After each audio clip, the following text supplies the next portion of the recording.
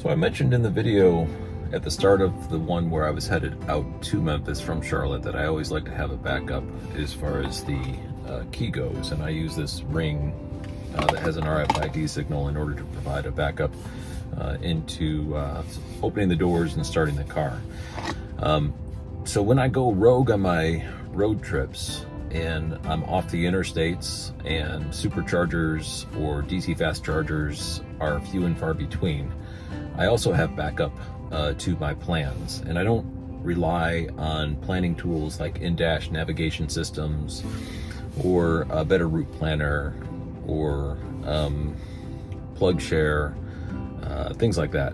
What I do instead is prior to leaving for the trip, I look at what my charging options are, the general distance between the charging stops, and then I estimate with a comfortable buffer where I can get to in kind of optimistic terms. And then if I can't get to the optimistic one as the route continues, I'll pull an audible and I'll go to a backup. And then lots of times I'll have a backup to a backup. And when I'm traveling in a car that has CCS DC fast charging, and for me that's a Volvo XC40 Recharge, there's also the problem of showing up to a DC fast charger and it being broken or unavailable for any one of a number of other reasons. In this case, I was headed towards the Huntsville, Alabama supercharger down US 72. It was the name of the highway. It was a nice highway. It was not a lot of traffic, which was exactly what I was looking for. Kind of a back road, unused highway between Memphis and Huntsville.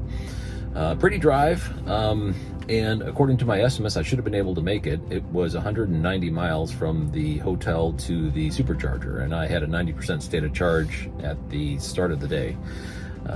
But the trip estimator kept dropping in my arrival state of charge. First it was at around 14%, and then it was dropping to 12%. And there's a couple of things you could do in order to improve your overall efficiency in an EV. Basically, there's three things you could do.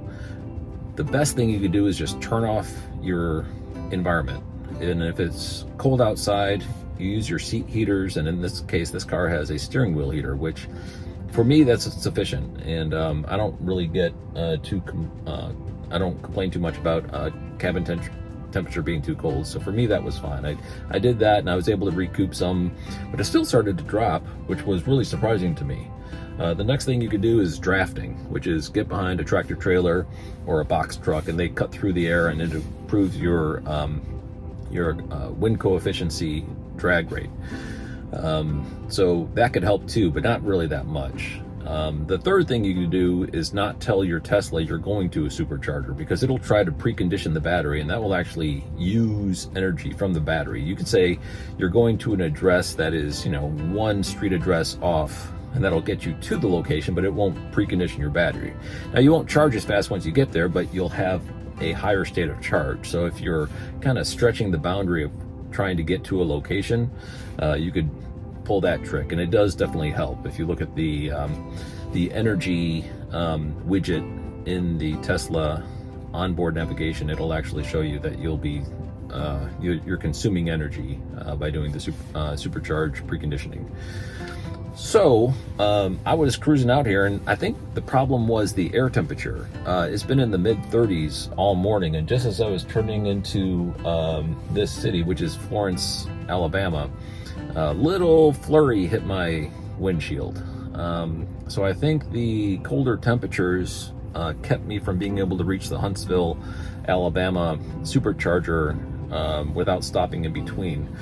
And I do have an audible plan, which I started to invoke as I started to see that my state of charge was going to be 6% reaching the Huntsville, and it kept coming down. That was too concerning. I said, well, forget it. I'm going to audible off.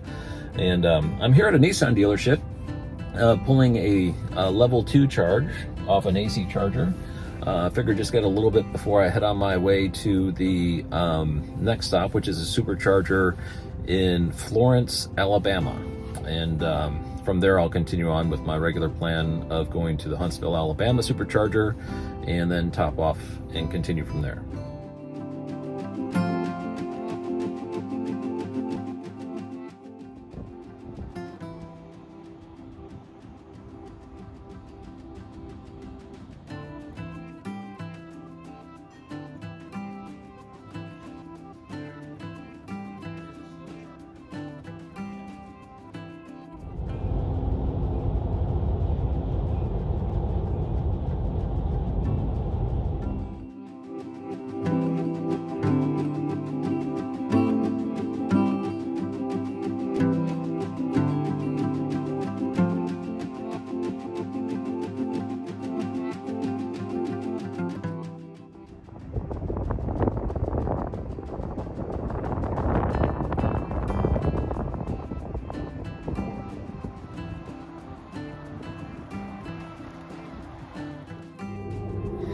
Huntsville, Alabama's claim to fame is it was the home for Wernher von Braun, who was the Nazi rocket scientist who, at the end of World War II, surrendered to the Americans along with all of his fellow engineers, and were taken over by Operation Paperclip, relocated to Huntsville, Alabama, and continued their rocket development for the Americans here in Huntsville. Turned into the Apollo Saturn V rocket vehicle, which landed Americans on the moon in the late 60s, and they still have an existing Saturn V fully assembled rocket at the Space Center in Huntsville that you can bring the family to. It's a lot of fun. The Huntsville Space Center is a great place to spend an afternoon. We did it on a road trip about 3 years ago.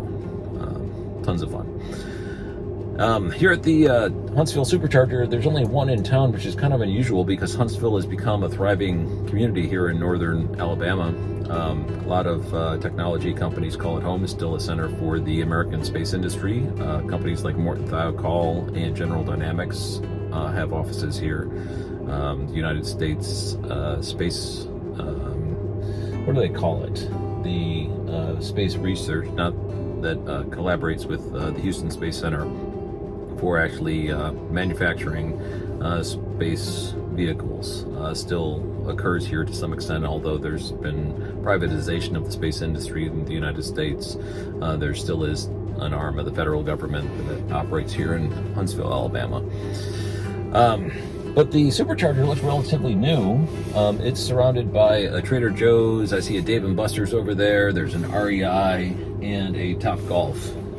So it's a nice area, very thriving, a lot of construction going on. Only need to charge up here for a little bit before I continue on to the Chattanooga, Tennessee supercharger, after which I'll be venturing off into US 74 through the southern portions of western North Carolina. Temperature is holding low in the mid-30s, so there must have been a cold front that pushed through without my awareness. I've been busy at work, so I haven't really been paying attention to the news or the weather, and that's affecting my range to some extent, but still, that's all part of the fun of venturing off the interstates and going rogue in the back roads. And you have a plan, you gotta have a plan, and then a backup plan, and then a backup to the backup. And that's what I've got, and I'm just going through the process of seeing how the day unfolds. For me, that's a very entertaining and fun way of spending a day, venturing around in an electric vehicle, going from charging stop to charging stop and making adjustments as needed.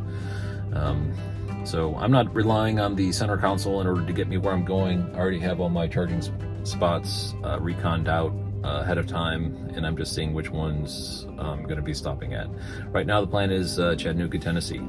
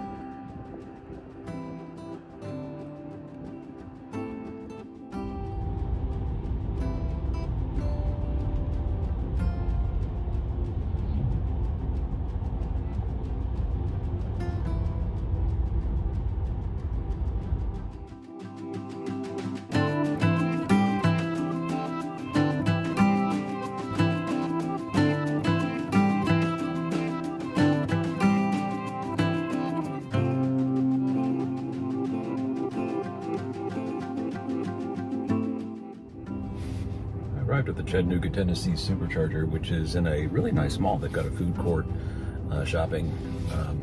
Even though most times that you charge into Tesla, you're not here long enough to walk around a shopping mall. It's nice to have the amenities within walking distance. This will be the last video because I just checked and headed into Asheville. I'll be there after dark, so videos don't work really well after the sunlight's gone. So I'll summarize the trip real quick. It was much different than the trip to Memphis, where I had superchargers all over the place and basically twice as many as I needed. Stopped at each one just to kind of explore and enjoy the experience of an EV road trip. On the way back, it was what I prefer to do on an EV road trip, which is kind of push the envelope and see if I can get from point A to point B in kind of sparsely populated areas with very little charging infrastructure. That's what I kind of find more engaging for an EV road trip, is the challenge of it that I enjoy. When it's super easy, it's just not as much fun for me. And it definitely was that today. US 72 through northern Mississippi and northern Alabama is very sparsely populated. Nothing much out there except gas stations and farms. So that was pretty cool, and couldn't quite make it to my preferred supercharger destination. So I had to rely on some level 2 charging. I don't think I'll have to rely on any more level 2 charging for the rest of this trip. I'm charging up here, and it's not a high capacity charger, so I'm going to be able to get up closer to 100% and should be able to get to the supercharger in Asheville. If not, there's additional level 2 chargers that I've already been to before that I'm familiar with that will get me the boost I need in order to get into the safe confines of Asheville and its EV friendly communities. And I said on the first video that Asheville has 2 superchargers, which is unusual for such a small city, which is actually inaccurate. There's 3 superchargers. I forgot, they just opened a 3rd one on the south end of town. And that's what I'm gonna try to hit, because when I go to Charlotte to return the car at Hertz this evening, I'll be taking kind of a southern route, following US 74 all the way through, let's see, it's called Shelby is the name of the town, into Gastonia and then into Charlotte.